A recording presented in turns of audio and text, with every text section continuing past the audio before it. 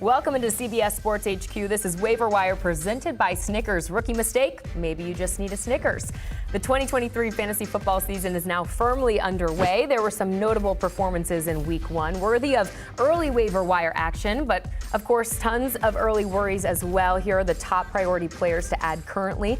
For more insight on the top Week 2 waiver wire targets and pickups that fantasy managers should be considering adding to their roster, we welcome in our fantasy experts, Jamie Eisenberg and Dave Richard. Great to be with you guys. We begin with quarterbacks, and here is the list of the guys that got banged up Week 1. Biggest one, obviously, that we're looking at is Aaron Rodgers, who suffered a torn Achilles last night.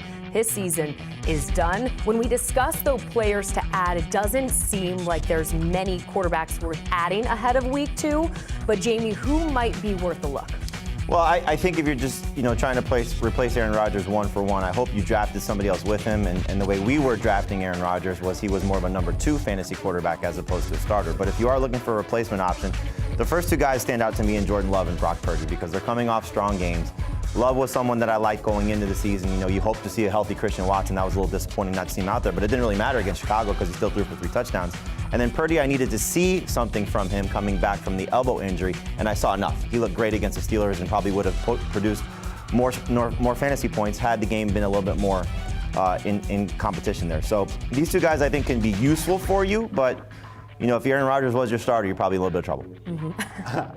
I looked at Love. He was off target on 25% of his throws in Week 1 that led the NFL. I do not care one bit. Okay. Because I think that the plays that he did make were outstanding. The touchdowns to Dobbs were great. And eventually Christian Watson's going to be back. This is a guy that should be stashed in every 1 QB league. He's already rostered in every 2 QB league. What about to drop? Who are you thinking? Who are you eyeing? Well, I mean, it's pretty easy to go with Aaron Rodgers and get rid of him if he's not going to play. And a lot of people speculated on Kenny Pickett and thought that he'd be somebody that could go and be what Jordan Love is now. Kenny Pickett you can drop because he was so bad in that game against San Francisco. And it was San Francisco, but his schedule isn't easier. That division that he's in is going to be rough, and he doesn't have Deontay Johnson for the next couple of weeks.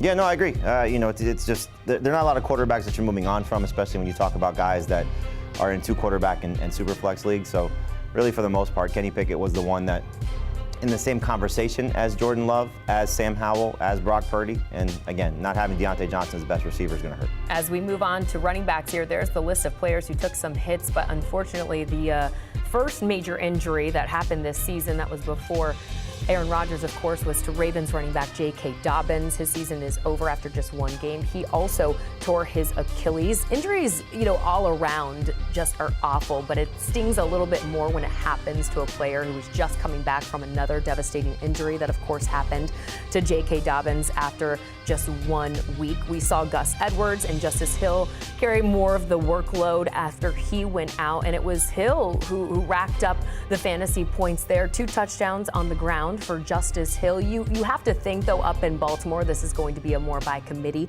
approach. But is this a situation, Jamie, that you recommend fantasy managers really watch?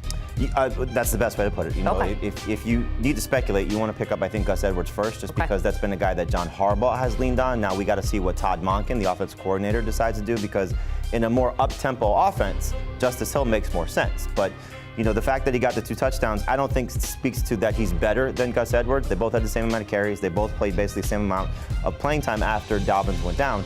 But again, it's going to be, I think, more of a committee, like you said. They're going to elevate Melvin Gordon from the practice squad, so we'll see where he mixes in. Now, for now, Harbaugh says they're not going to bring somebody else in, but I would not be surprised just knowing that Edwards battled the ACL tear 2 years ago. Justice Hill doesn't seem like a lead running back, so you have Kareem Hunt, you have Leonard Fournette out there. The Ravens could still be aggressive and bring somebody else in. In 4 years, over 69 carries, Justice Hill has 11 carries of 10-plus yards, 1 carry of 20-plus yards. This guy is not explosive, despite the fact that he's small, and maybe some of that has to do with the fact that he really just hasn't had those opportunities. That's fair. Jamie said it. Gus Edwards has had those opportunities before, and I think next week in Baltimore wouldn't surprise me one bit. If Justice Hill in Week 1, he had the short yardage touchdown opportunities, next week I bet they go to Gus. Well, what about elsewhere in the running back room? Who else are you looking to add? Well, the 2 guys at the top of the list behind you, speak or should be the ones that are the most added. Kenneth Gainwell, if he's going to be the lead running back for Philadelphia, that's going to be awesome. And, we were saying draft him late when we started to hear the buzz that he was playing ahead of DeAndre Swift and Rashad Penny. And then they make Rashad Penny inactive for Week 1. Now Nick Sirianni did say that they want to get DeAndre Swift more involved, which makes sense because he's an explosive player and can do some different things. Now you have Gainwell dealing with this rib injury. But as of right now, the starter for the Philadelphia Eagles is Kenneth Gainwell, and so he should be rostered in 100% of leagues. And then you got Kyren Williams, who's surprisingly was playing ahead of Cam Akers, did get 2 touchdowns, did lead the team in carries in the start of the game. Now Akers ended up with 22 carries, but you see 22 for 29. I'm not a mathematician, but that's a pretty bad average. So I think Williams will continue to be that guy. He did get 2 targets as opposed to none for Cam Akers. So right now, Williams looks like he's in a great spot. Difficult matchup, awful matchup against San Francisco in week 2, but still should be added across the board as well. And I think he'll be a popular ad, Jordan, because of the touchdowns that he had and the playing time that he had over Cam Akers. I don't know how good of a runner he is. I think he's playing a lot because he's a good pass protector. Matthew Stafford needs that extra help. He's also a good route runner and pass catcher out of the backfield, which again benefits Matthew Stafford. I wouldn't make him my top waiver claim. He said Kenneth Gainwell is the top guy. I agree with that. I would go with him, and Kyren Williams might actually be 3rd or 4th. And one last thing, I don't think we're done with Cam Akers yet. I bet he ends up mattering. And so in fantasy leagues, if you can get him for literally the last player on your bench, you might be able to do it after this terrible game where he averaged less than 2 yards per carry, something like that. Also, not a math major, but he's somebody who I think fantasy managers should get him and stash him. And if you've got him already, you can't start him, but you could still stash him. He'll matter at some point this year. Well, Jamie, walk me through who you're dropping. Who are the candidates? There's a few, when you start to look at the running back list of guys that, frustrating. Clearly, the J.K. Dobbins, as depressing that it is, you have to drop him. But when you have a guy like Devon Achane who does not play, that speaks a little bit of volume right now when you don't have Jeff Wilson healthy right now. So most of these guys were drafted. I don't understand some of the roster percentages. To me, Deuce Vaughn was rostered in way too many leagues. Rico Dowdle's going to be the number 2 guy there for Dallas, and so he's the one if you're looking for a handcuff. Damian Harris played fewer snaps than Latavius Murray. That's very frustrating. Why don't you understand it? Understand the Cowboy situation or the Bills situation? Bills. The Bills situation, I don't understand. Latavius Murray is just one of those guys that does the right things. But they bring in Damian Harris to, from what Sean McDermott said at the owners' meetings, he was expected to maybe compete for the starting job. So we'll see what happens there moving forward. But Foreman, the 3rd running back in Chicago, Devin Singletary is playing behind Mike Boone in Houston. And so these guys right now just really should not matter for fantasy managers, especially given that they're rostered in 40% of leagues or more. All right, well, meanwhile, for the tight ends, week 1 had its fair share of fantasy up and downs. And if you have a Chiefs Travis Kelce, he missed the 4th game of his entire career. Ravens Mark Andrews, he also missed Sunday with a quad injury. Phillies Dallas Goedert, not even 1 catch. Without a catch week 1, that's insane to believe. And then San Fran's George Kittle had just 19 yards for his fantasy managers. Talk to me, Jamie, here. Well, for a position that's usually frustrating, this was as bad as it got. And for people like me who recommended Isaiah Likely, hey, he was better than Dallas Goedert, so take that. Hey. But look, Jake Ferguson in a more competitive game for the Cowboys would have definitely mattered. I think you see, the fact that he ran as many routes as he did, was targeted in the end zone, actually led them in targets. So we'll see how much of more room to grow there is for him. I wouldn't overlook some of the guys, though, that are available in some shallow leagues. They might matter more than some of the guys that we just showed here. So Sam Laporta, 72% rostered. Go look to see if he's out there. Go take a look to see if Cole Kmet is out there, because that was a guy Justin Fields was leaning on. And then Juwan Johnson, I'm not ready to give up on him yet. Still had a big share of the offense for the Saints. And Derek Carr looked good, so that's another option you can keep an eye on as well. I'm not unimpressed with Hayden Hurst. I thought he actually is. If you need a tight end for week 2. It's like a backhanded compliment. I'm not unimpressed with Hayden. Yeah, I know. I'm not unimpressed with him.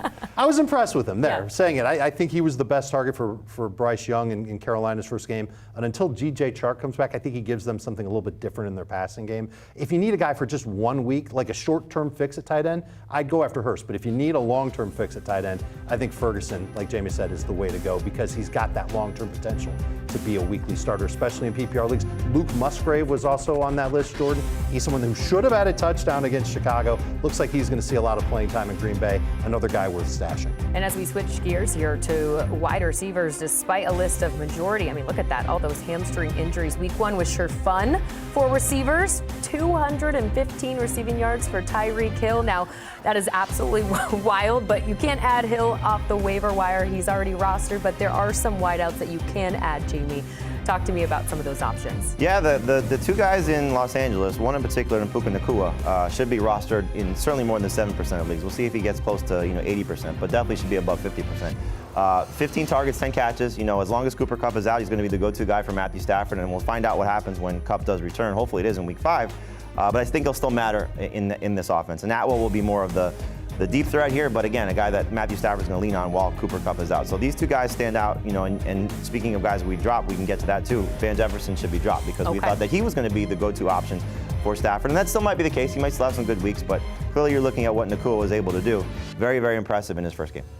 I like Nacua at the top of the list. Two other names that were on Jamie's list. Jacoby Myers has a concussion right now, but I think when he does come back, good number 2 target in Las Vegas. That's a team that I think is going to throw a lot this year, and Myers has been sure-handed in the past. And more of a short-term fix with Josh Reynolds. You saw it in the Thursday night game. 12 PPR points was pretty good. When Jameson Williams comes back to Detroit, that could really impact Josh Reynolds in a major way. But for now, I think he's a good number 3 receiver that you could start in full PPR leagues. Reynolds last year had, between last year and week 1, 5 games with at least 6 targets.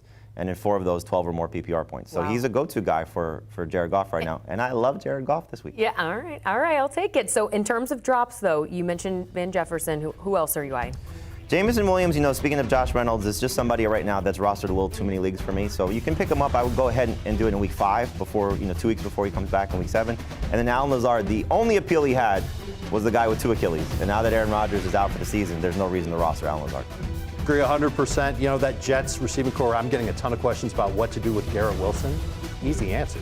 You hang on to him because no one's going to give you what he should be worth. He's still an elite wide receiver. Zach Wilson is going to impact his numbers in a negative way. That is going to be a problem for him to be a top 10 type of fantasy wide receiver. All right, as we get to your trade chart, Dave, who do you suggest buying low on here? I'm going to go and make offers on Christian Kirk in every PPR league that I'm in. Did not play a lot in week 1. That was a component of the Jaguars not leaning on 3 receiver sets. They're playing Kansas City this week. I think we're going to see more 3 receiver sets. Christian Kirk is somebody that I think you can absolutely get for cheap right now. And as far as selling high goes, and I don't know if you're going to be able to get away with this or not. It might depend on the intelligence of the person you're trading with. But Michael Pittman had a catch and run screen touchdown to help his fantasy stats look good in week number 1. I doubt he's that good again as far as total fantasy points goes. The catches will be there for him. I think he'll get 6+ catches every single week. But the yards and the touchdown, can't count on that from him. If you've got Pittman, try and turn him into somebody else. No, I agree. I think it was, surprising and encouraging, though, for people that did draft Michael Pittman to see the targets, because we thought, okay, Anthony Richardson's going to really struggle as a passer, and keeping him involved, and again, creative ways, so while the screen is a little bit fluky, it's still ways to create opportunities for their best wide receiver, and that's what you're looking for. But if you could turn him into something great, you absolutely should try to do that. I don't know if I'd be trading Pittman for Kirk at this point, but I would not be opposed to it, especially knowing the upside that Kirk still has. I'm on the same page as you. I love the chemistry that we saw with Trevor Lawrence last season, so that makes me feel good. It'll be there. It'll be there. It's not going anywhere, and he has that contract too. So excited to watch. Gentlemen, thanks so much for joining me. 1 week down, 17 more to go in the chaotic world of fantasy football. Get so much more from Jamie and Dave on the Fantasy Football Today podcast. Much more on the Waiver Wire coming on today's podcast. Download and subscribe wherever you get your pods, or scan that QR code on your screen.